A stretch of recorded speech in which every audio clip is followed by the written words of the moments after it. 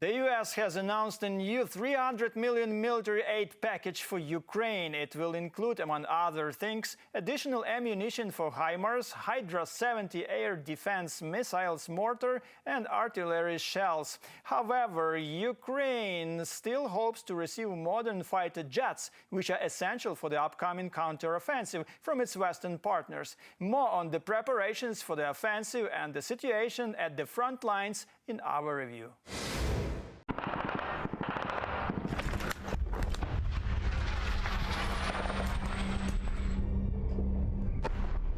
The front line in the Bakhmut sector is in the area of Soledar, which Russians managed to capture in January. The Luhansk border guard detachment holds a position separated from the Russian trenches by about 400 meters of open field. The battle continues around the clock.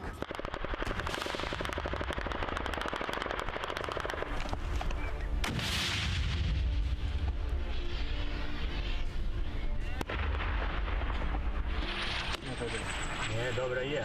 Супер. We work with small arms and RPGs. How are the Russians behaving lately? They run around the mice in the field. They are running around not knowing what to do.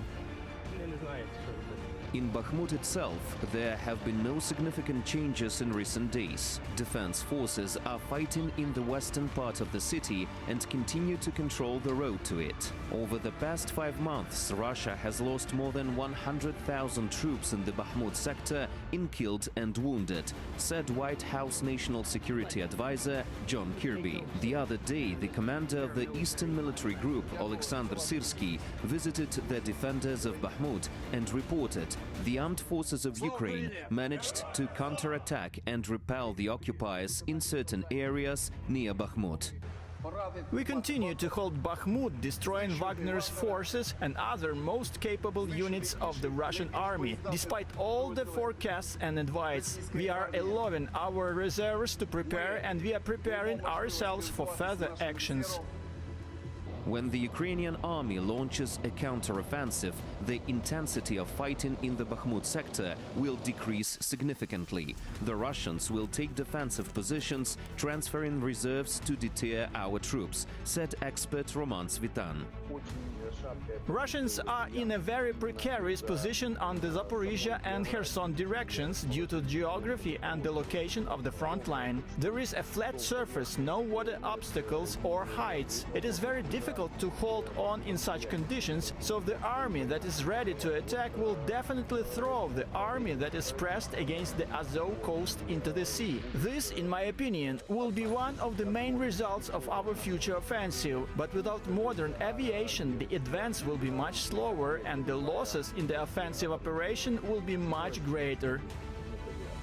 But Ukraine still hopes to receive modern bombers from the West. In particular, Commander-in-Chief Valery Zaluzhny spoke about this on May the 1st in the telephone conversation with Chairman of the Joint Chiefs of Staff Mark Milley, as well as during a meeting with Supreme Allied Commander Europe Christopher Cavoli.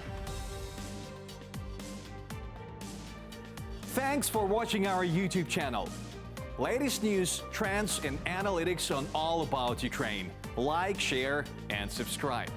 Any questions, proposals, and comments, contact us via email.